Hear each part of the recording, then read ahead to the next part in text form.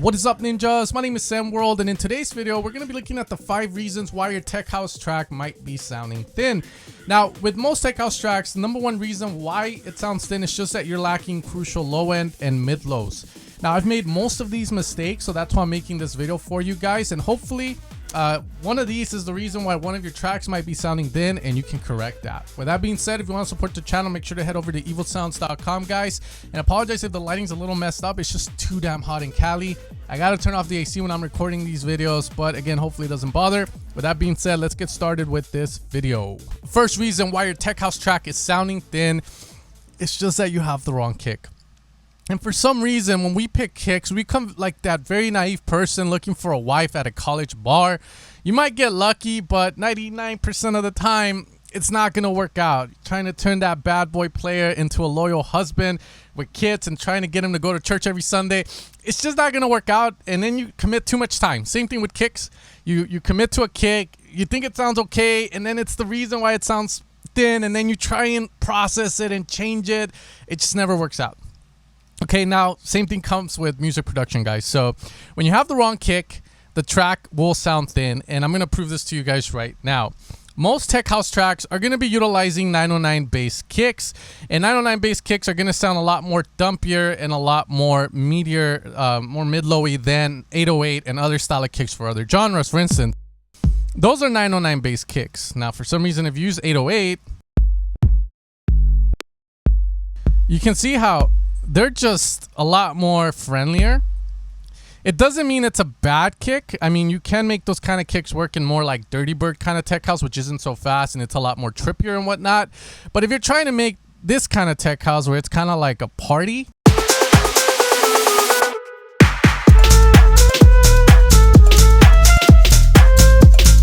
.909 kicks are going to be your best friends, okay? So again, for me, the best thing to do is to find packs which are very niche down.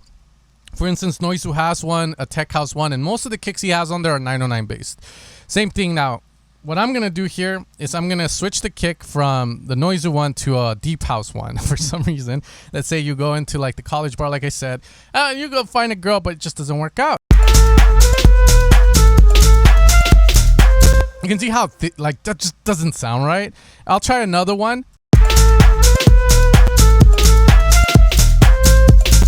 A little better, but still not there. And the reason for that, guys, is watch. I'm going to put the stock 909 kick from Ableton on this.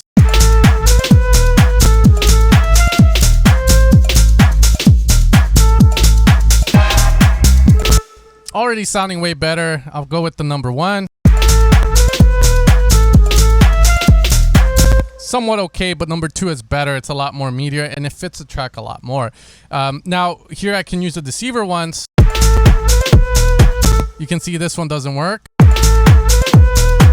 Now we're talking with a little bit of leveling there. That one's going to work as well. Okay, so going back to kicks, guys, tech house kicks are going to revolve around that 909. And a lot of the times, if you're comparing your track to, like, let's say Dom Dollars Pump the Brakes, and you're wondering why yours just sounds too thin, majority of the times it's just going to be one, the kick is not the right kick. You want to switch it out. For me, when you have the kick and bass going, you know you found the right kick because it works. It's about 80 to 90% of the way there, and you're pretty much closer to just achieving what you want to achieve, which is a very thick low end. The second reason why your low end might not be sounding right is that you have the wrong settings in the synth. Now, this has to deal with more of the shape of the sound, and I'll show you guys what I mean. A lot of people will pick a bass which was meant to be used in a certain aspect, and they'll use it in a different way. So, for instance, here I have this bass, which I feel kind of works. But now, if I mess this up, and for some reason, let's say that I decide to lower decay, and then I have this kind of bass, and then I play that kick is definitely carrying the track now, but this just doesn't sound right. Okay, now for instance, now if I bring the decay up, that's still sounding wrong. So again, I'm gonna bring it up a bit more. Okay, I have my meat back, maybe a little sustain there for the homies.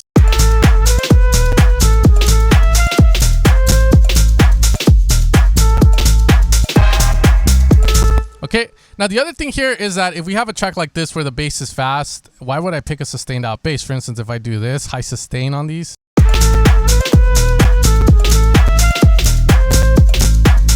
Yeah, that doesn't sound right. My CPU is going a little heavy, guys, so I apologize for that. Let's turn maybe Diva down to fast.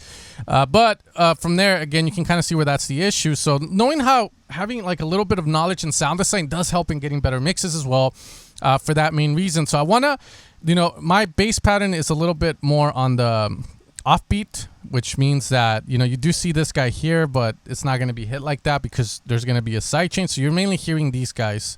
These. So I need a bass that's a little bit more punchier, maybe not too punchy, but just the right amount. And dialing in these settings is another huge important part of that. So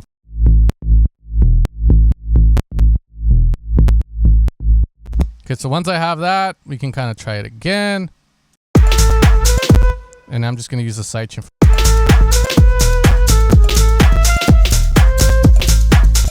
The third reason your tech house track might be sounding thin is just that you are not saturating enough. And saturation is honestly one of those mixing processes that you can do that is, you can make it super subtle and it has the most maximal impact on tracks, okay?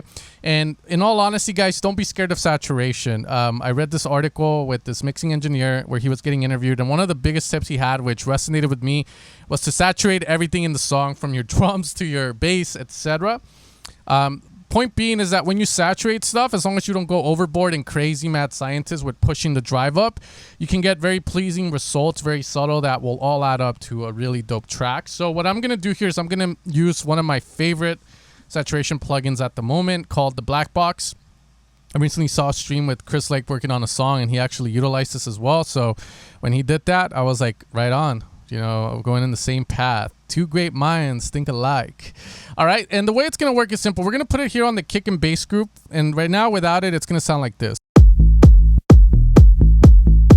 Okay, now Black Box, the name, very intimidating, HC2, whatever, but in all honesty, it's pretty simple to use. We have our pentode knob, our triode knob, pentode being more pleasant saturation, while triode's more of a dirtier one. If you push it, you can experiment with it, but I would recommend you stick more on the left side when you're trying to add subtle sort of processes, okay?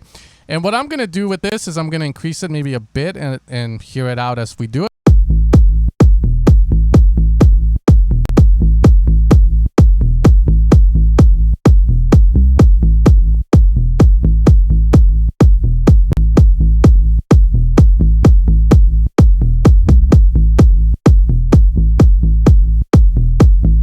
You can see it's adding a little bit of a subtle boost to it. Now, from here, we're going to utilize the parallel saturation feature here by inputting an in here, and now we can utilize this knob, and we're going to target more of the lows.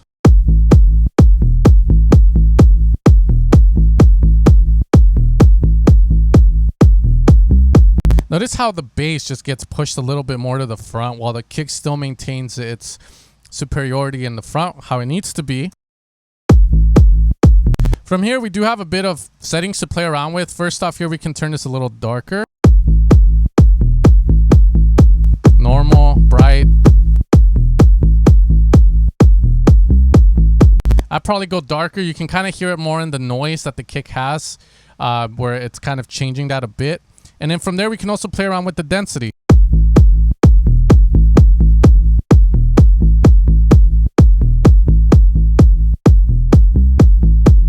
Again, we want to be very subtle with this. Now, as you notice here, as I'm looking here at number 3, the channel, we do have a bit of increase in volume as I put the bypass, so I neglect the plugin. So we can always gain stage back down.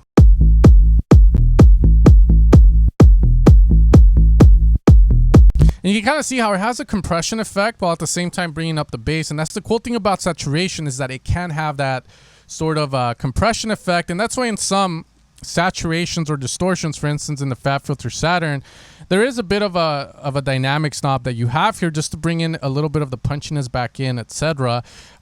If you find like your saturation is killing the dynamics of it. But from there, when we play this, I'm going to A and B it out. So I'm going to click the bypass so it's turned off.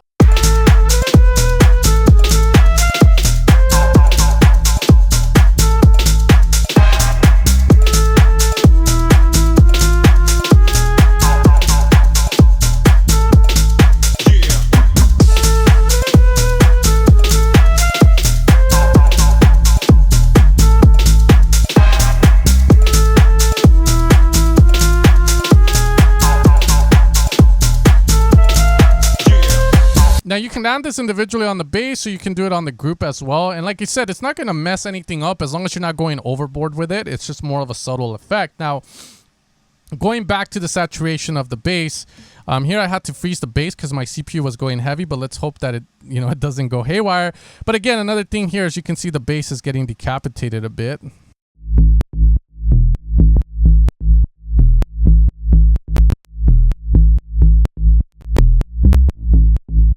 And the thing is that you can keep pushing this stuff, and the key thing is how far can you get away with it to really push. A lot of tracks, this is what they're doing. You want to be careful with it, but again, it's something to try.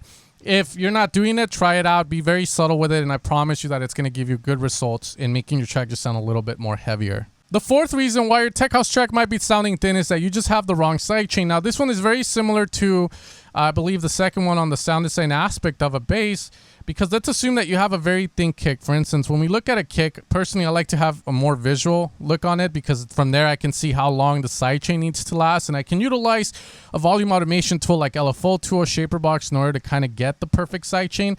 But let's assume that for some effing reason we decide to sidechain, and we saw somewhere that we can sidechain more than needed, so that way the bass and kick get along. So then it's going to look something like this.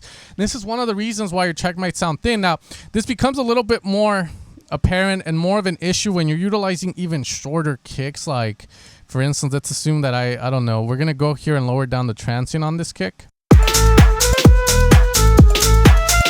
And we're going to put it like this.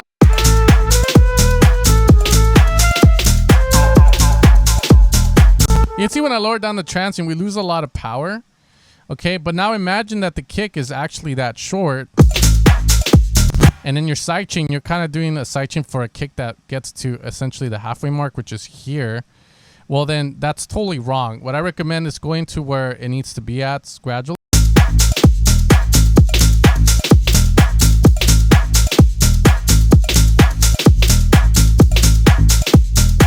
And again.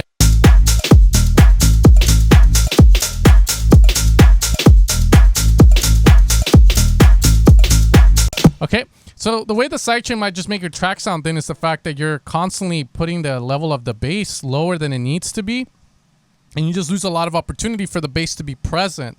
The point of a sidechain is just to move the bass out of the way of the kick.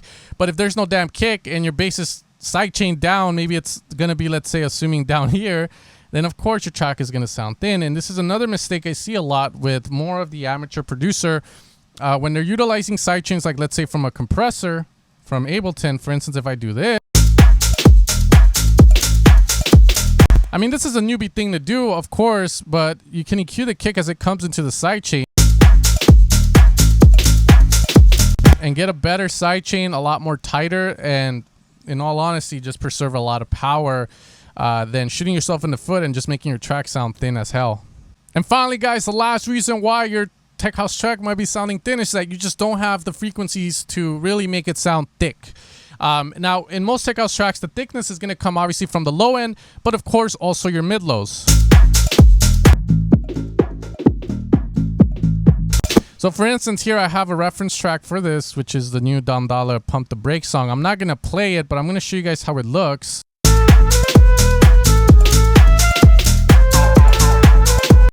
And we can kind of see how we have a good amount of low end, but we still have those mid lows here to the bass, to the track. And without these guys here, if yours is down here, then that's probably going to be one of the biggest reasons why your track is sounding thin. So it's very crucial that you have them in there. For instance, check it out. If I make this bass and I filter it like really down,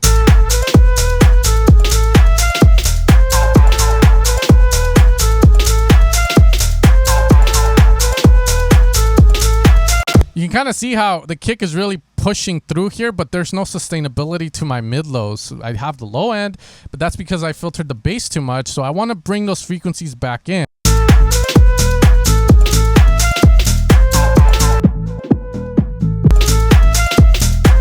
For instance, now check it out. If I reduce,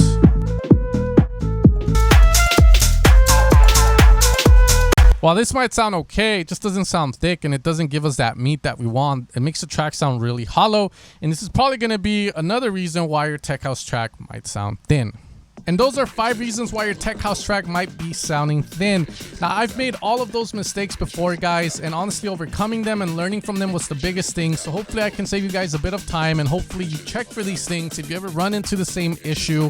But with that being said, if you want to support the channel, guys, you can check out evilsounds.com. And I'm going to head out because it's just too damn hot here. I'm sweating balls already. But you guys take care, stay cool, and I'll catch you guys next time for another video. Peace out, and you guys have a good one.